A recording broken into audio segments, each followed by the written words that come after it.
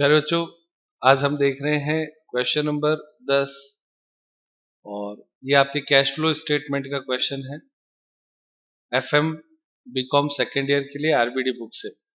इसमें दिया हुआ है निम्नलिखित स्थिति विवरणों से रोकड़ प्रवाह विवरण तैयार कीजिए। कैश फ्लो स्टेटमेंट आपको तैयार करना है। बैलेंस शीट इसमें आपके लिख रखा है बैलेंस शीट एज एट 31 मार्च 2016 और 2017। तो दो बैलेंस शीट आपको एट ए टाइम दे रखी है। नोटिस करने की बात है कि आगे 2017 है और पीछे 2016 है, तो इंक्रीज और डिक्रीज देखते समय फ्लो ऐसे रखना है, 16 से 17 की तरफ देखना है, पुराने साल से इस साल में 16 से 17 की तरफ आपको देखना है। ये नोटेड पॉइंट है, स्टार लगा ले। अब उसके बाद में आगे बैलेंस शीट देखते हैं, तो बैलेंस शीट न्यू फॉर्मेट में है।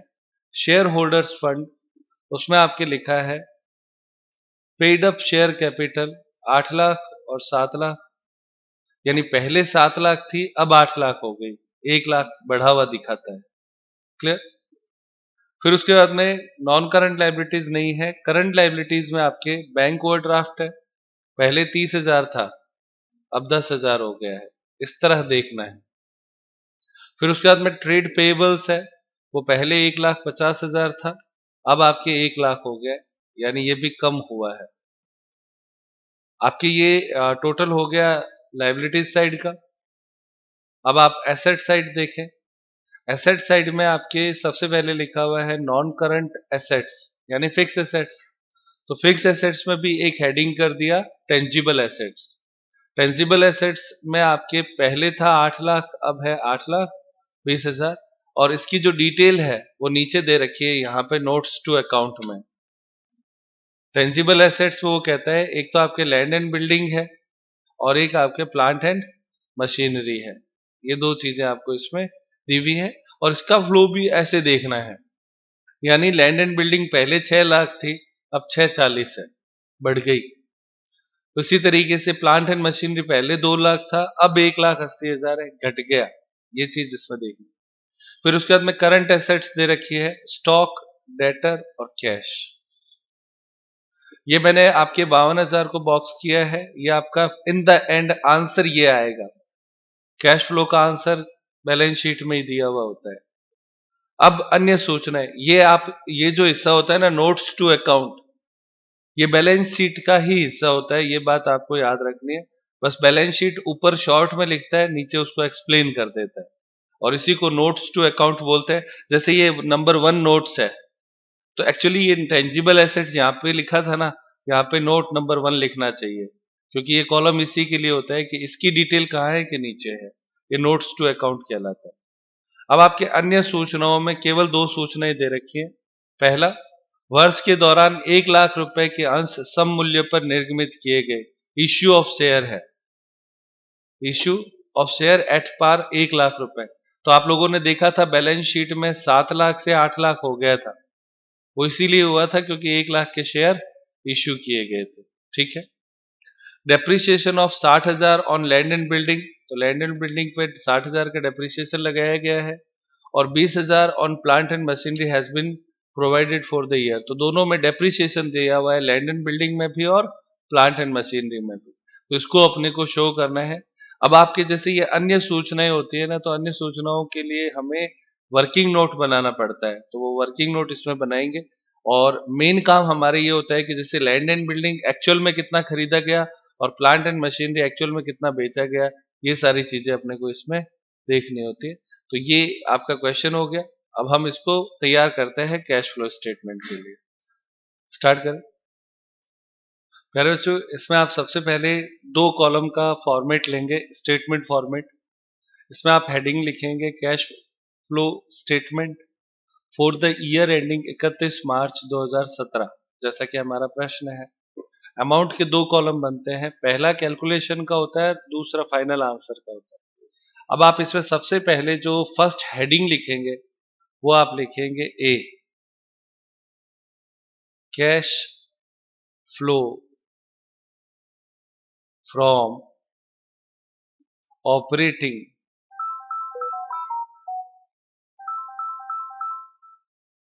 Activity. Cash flow from operating activity. Clear? इसमें इस हेडिंग को जब आप लिखते हो तो इसमें आपका पहला जो लाइन होएगा ना, जिसको आपको लिखना है, याद रखना है, वो आपका होगा नेट प्रॉफिट। क्या होता है? नेट प्रॉफिट, ब्रैकेट में AT, ठीक है, आफ्टर टैक्स। अब आपके इसमें जैसे नेट प्रॉफिट आफ्टर टैक्स लिखते हैं, है ना, नेट प्रॉफिट, इसको आप एज पर P&L भी लिख सकते हो, एज पर P&L, और या फिर आफ्टर टैक्स भी लिख सकते हो। किताब में मैंने अभी जैसे देखा तो उसमें लिखा होता है net profit after appropriation. Appropriation का मतलब सारे एडजस्टमेंट करने के बाद जो होता है। तो अब आप जो भी शब्द लिखे, नेट प्रॉफिट सबसे पहले अपने को लेना है एज पर P&L, जो P&L में दिया हुआ है। अब इस प्रश्न में प्रॉफिट दिया हुआ नहीं है, इसका मतलब नहीं है, इसलिए नील लिख दो।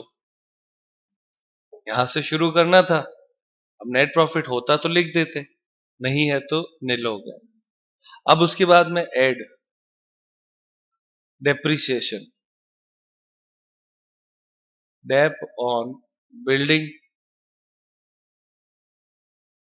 एक तो ये है, कितना है डेप ऑन बिल्डिंग, आप जल्दी से देखें, 60,000 दिया हुआ है, तो 60,000।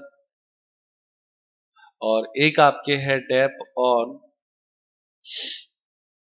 Machine, plant and machine, P&M, वो कितना है? 20,000। सही है। तो टोटल कितना हो गया इसका? 80,000। अब मैं यहाँ पे टोटल क्यों लगा पाया, ये भी समझे, क्योंकि डेप्रिसिएशन के अलावा अन्य कोई बात इसमें है ही नहीं।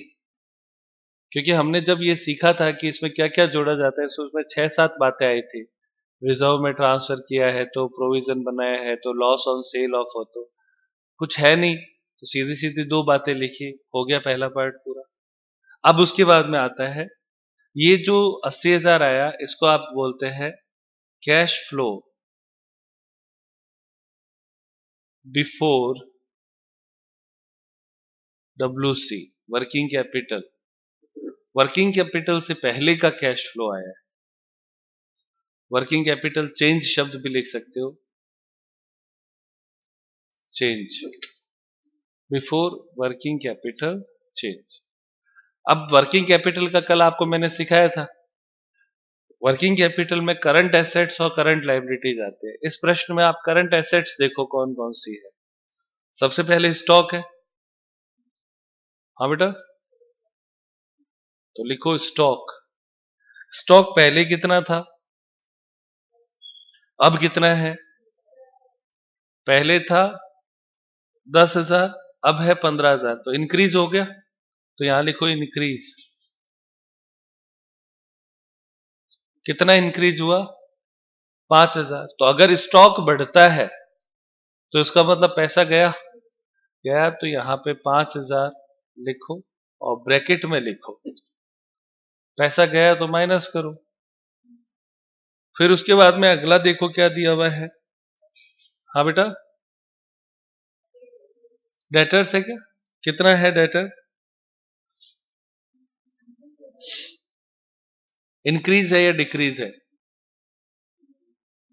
हाँ बेटा, डिक्रीज है, तो डिक्रीज लिखो। कितना डिक्रीज हुआ? पहले कितना था? डेटर पहले था 10,000, सॉरी 20,000 था। अच्छा, डेटर और BR दोनों मिला के दिया हुआ है, और बाद में कितना हो गया? 23,000, दोनों मिला के दिया हुआ है। तो 30,000 था, 23,000 हो गया, देखो किताब में। तो 30,000 से 23,000 होने का मतलब कम हो गया ना, तो डिक्रीज, कितना डिक्रीज हुआ? 7,000। तो 7,000 जोड़ दो, प्लस का रहेगा। क्यों? डेटर कम होने का मतलब होता है उन्होंने पैसा दे दिया, और पैसा दे दिया तो कैश आया, कैश बढ़ा, इसलिए प्लस किया। समझ में आ रहा है?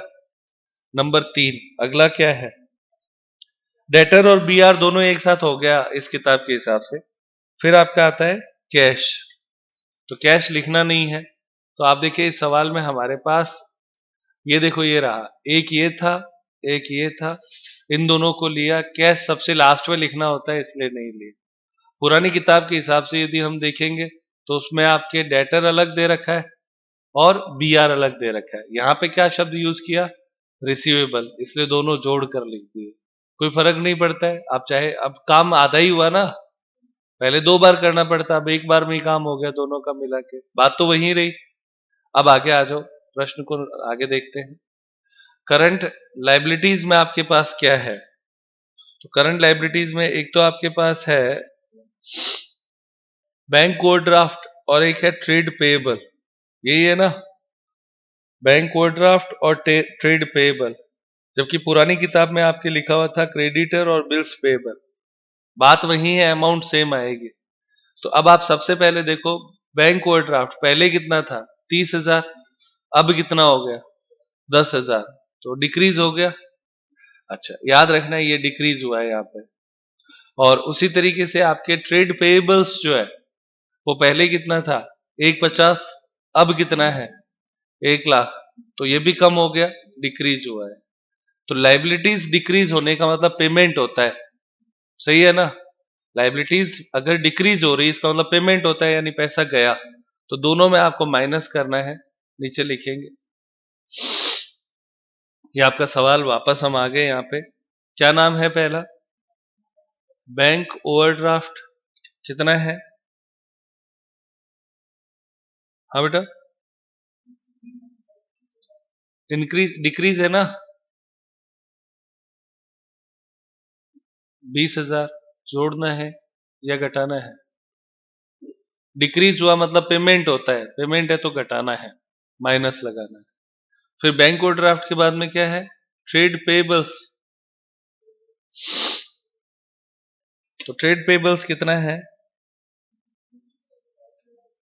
हाँ बेटा, इसमें भी डिक्रीज है ना, कितना हुआ डिक्रीज? 50,000। तो ये भी पेमेंट हो गया, ब्रैकेट में लिखो। हो गया यहां तक? अब और इसमें कुछ बाकी बचा है? इतना ही था। टोटल लगाओ कितना आया। टोटल का मतलब हो गया कि जो घटाना है उसको घटा देना और जो जोड़ना है उसको जोड़ देना। फाइनली 12,000 आता है। ठीक है, यहां पे आप लिख दो 12,000। 12,000 क्यों आ रहा है? क्योंकि हमने बैंक ओवरड्राफ्ट को यहां पे लिया है।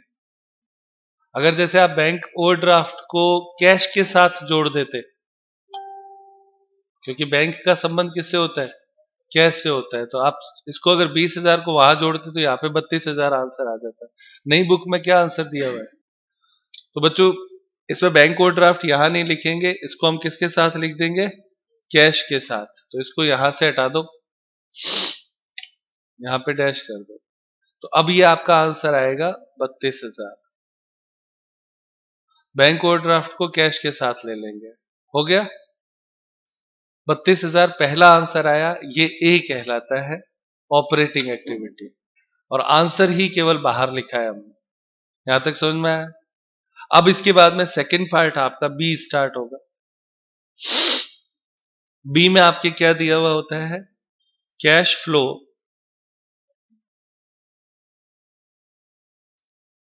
फ्रॉम कौन सी एक्टिविटी?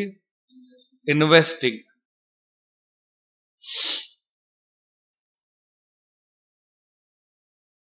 और इसके ब्रैकेट में आप एसेट्स लिख के रखा करो, इससे पता चलता है कि एसेट्स से रिलेटेड है ये। अब एसेट्स में हमारे पास करंट एसेट्स तो ऊपर हम देख चुके हैं, तो करंट एसेट्स को दोबारा से नहीं देखना आप। तो अब देखना किसको है? केवल फिक्स एसेट्स को। समझ में आती है ये बात? एक बैलेंस शीट की एक चीज को एक बार ही देखना होता है।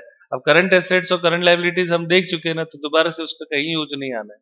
अब आपके यूज आएगा केवल फिक्स एसेट्स का, क्योंकि इन्वेस्टिंग एक्टिविटी में केवल फिक्स एसेट्स देखी जाती है। तो फिक्स एसेट्स में देखो आपके क्या दिया हुआ था, वो एक बार सवाल में देखो। प्रश्न में क्या दिया है बेटा? उसने कहा था भूमि और भवन 60,000 रुपए डेप्रिसिएशन लगाना है। तो सबसे पहले आप लैंड एंड बिल्डिंग को ही देखो। लैंड एंड बिल्डिंग पहले 6 लाख थी, अब कितनी है? 6,40,000। जबकि हमारे नियम के हिसाब से कितनी होनी चाहिए थी? 6 लाख था, 60,000 का डेप लगा तो होनी चाहिए थी 5,40,000। लेकिन है कितनी?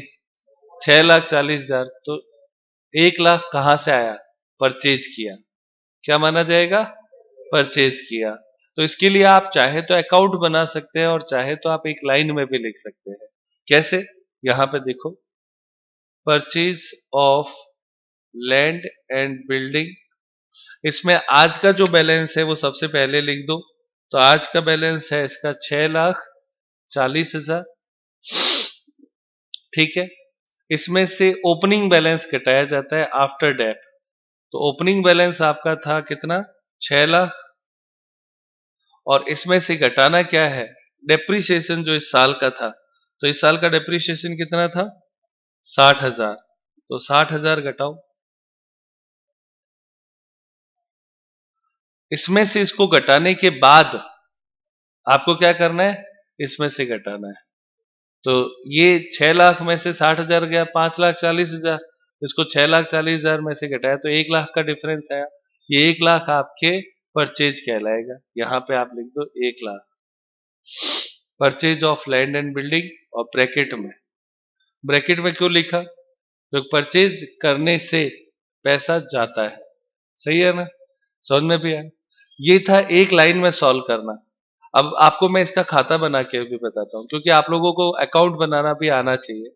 तो मैंने आपके लिया लैंड एंड बिल्डिंग। ठीक है। अकाउंट कैसे बनता है? ये इस तरीके से बनता है। सही है। इस अकाउंट में आपके दो हिस्से कर लेंगे हम। ये वर्किंग नोट है ना, तो इसमें कोई बहुत ज्यादा सफाई की आवश्यकता भी नहीं होती। लैंड एंड बिल्डिंग का ओपनिंग बैलेंस कितना दिया हुआ था बच्चों? तो लिखेंगे 2BD। ओपनिंग बैलेंस कितना था? 6 लाख। सही है। क्लोजिंग बैलेंस बाय में लिखेंगे बाय CD। कितना? 6,40,000। डेप्रिसिएशन लगा तो लिखेंगे बाय डेप। कितना? 60,000। तो डिफरेंस आएगा टू परचेज, बैलेंसिंग फिगर। अब आप इधर का टोटल लगाएं, कितना होता है? 6,40 और 60, 7 लाख।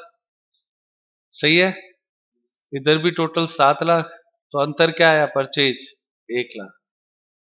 समझ में आता है? अब आप लोगों को ये तय करना है कि आप दोनों में से कौन सा ज्यादा बेहतर समझ में आता है। उस तरीके से आप इसको कर सकते हो। मेरे हिसाब से आपको दोनों तरीके समझ में आ गए होंगे। अकाउंट बनाते हैं तो भी, और डायरेक्ट करते हैं तो भी। तो 1 लाख का परचेज हुआ। इसी तरह से आपका एक और पॉइंट था, कौन सा था? Plant and machinery. तो वो आपके पहले 1,80,000 था, अब कितना है? सॉरी, पहले 2 लाख था, अब 1,80,000 है। तो 2 लाख से 1,80,000 क्यों हो गया? क्योंकि 20,000 का डेप लग गया। दिया हुआ था ना। तो इसमें कोई चेंज दिखाई नहीं दे रहा है। 2 लाख था, 20,000 का डेप लग गया, तो कितना हो गया? 1,80 होगा। तो इसका मतलब इसमें कोई परचेज नहीं किया, ना परचेज है ना सेल्स है। तो वो आप देखो यहाँ पे, जैसे इसको अब मैं यहाँ पे कैलकुलेट केवल करके बता रहा हूँ। क्या है? Plant and machine. इसका आज का बैलेंस है 1,80,000। सही है। इसमें से ओपनिंग बैलेंस घटाएंगे तो 2 लाख माइनस 20,000, तो ये आपके नील आएगा।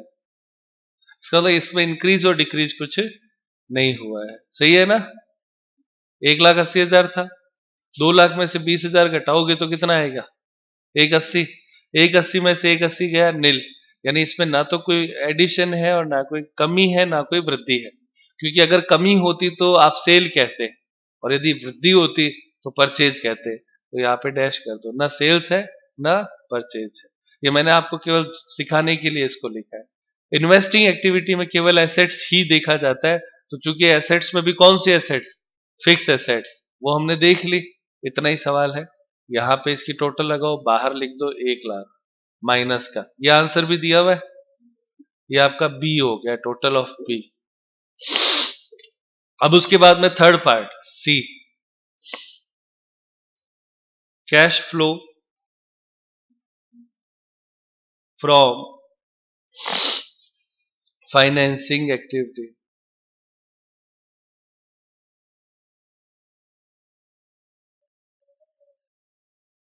तो फाइनेंसिंग एक्टिविटी का संबंध होता है फिक्स लायबिलिटी से और कैपिटल से। किससे? फिक्स लायबिलिटी कह दो या उसे आप फिक्स लायबिलिटी एंड कैपिटल कह दो, ठीक है।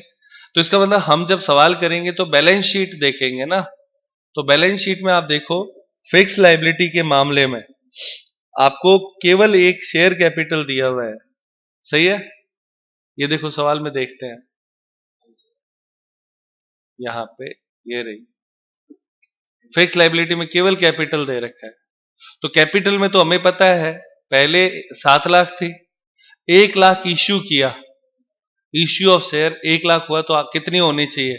8 लाख। तो सीधा ही समझ में आ गया, कोई अकाउंट बनाने की जरूरत नहीं है। और नोट में भी ये लिखा हुआ है, देखो ये रहा, वर्ष के दौरान 1 लाख रुपए के अंश निर्मित किए गए थे। तो इश्यू ऑफ शेयर हुआ, यही तो हुआ, एक ही घटना हुई, तो इसको हम लिखेंगे सवाल में, यहां पे लिखे थर्ड, इश्यू ऑफ शेयर,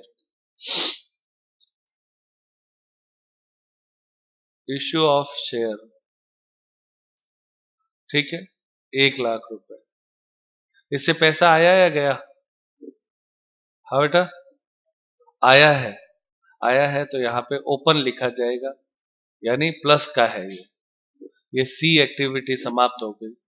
अब आपको करना ये है ए प्लस बी प्लस सी हो जाएगा, ए प्लस बी प्लस सी कितना होता है?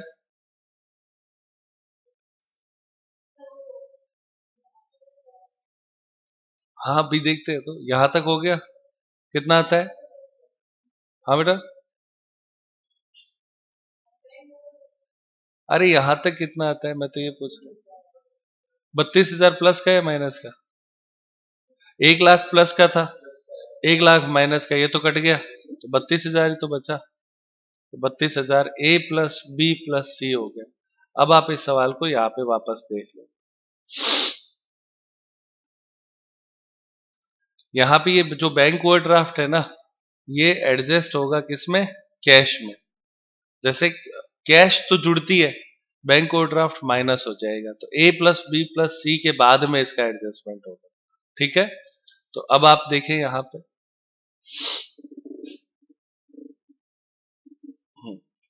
सबसे पहले कैश का ओपनिंग बैलेंस कितना है जल्दी से देखो। हाँ बेटा, कैश का ओपनिंग बैलेंस कितना है? 40,000। मैं यहाँ पे ओपनिंग बैलेंस मतलब 2017 का देख रहे हो? 16 का, वेरी गुड। ये ओपनिंग है, याद रखना इस बात को, 16 का। और क्लोजिंग बैलेंस कितना है? 52,000। कोई दिक्कत इसमें? आसान है ना। अब अपने क्या करना है, इसमें से बैंक ओवरड्राफ्ट का ओपनिंग बैलेंस कितना है?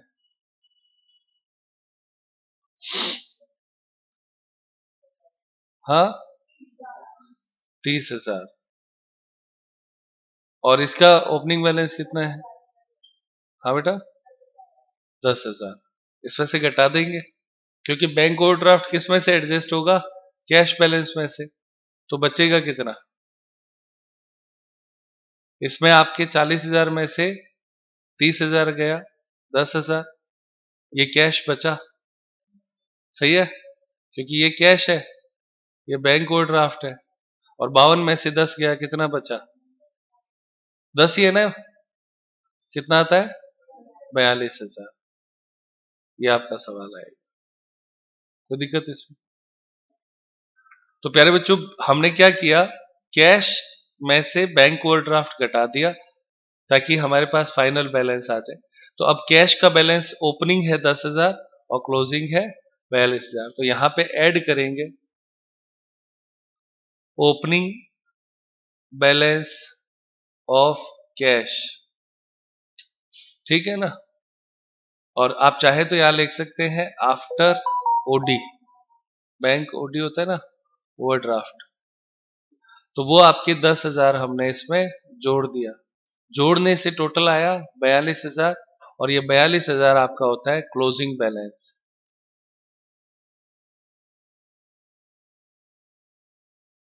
Of cash. ये वेरीफाई होता है, बस इस आंसर से ये वेरीफाई हो गया। हमारे यहाँ पे भी 42,000 ही बच रहा था, और यहाँ पे भी आपका आंसर 42,000 आया। ये आपका एग्जैक्ट सही है। बस इतना ही सवाल है, 3 सेक्शन में आपको इसको पूरा करना है। ये देखें यहाँ पे, पहले cash flow from operating activity किया, फिर उसके बाद में इन्वेस्टिंग एक्टिविटी, और फिर फाइनेंसिंग एक्टिविटी। बैंक ओवरड्राफ्ट का एडजस्टमेंट मैंने आपको यहाँ पे समझा दिया कि वो कैश में से एडजस्ट कर दो। अगर वहां करते तो भी आंसर सेम ही आता, बस वहां पे वो जो एक्टिविटी का आंसर है ना वो चेंज हो जाता, तो उससे कोई फर्क नहीं पड़ता। फाइनल आंसर यही का यही आना था। भाई 20,000 आप वहां एडजस्ट कर दो, चाहे 20,000 यहाँ कर दो, तो आंसर सेम ही था। अकाउंट में हमने वर्किंग नोट में केवल ये एक वर्किंग नोट बनाया, और कोई चेंज नहीं। तो बस ये इतना ही सवाल है। आज की क्लास यहीं पे समाप्त करते हैं।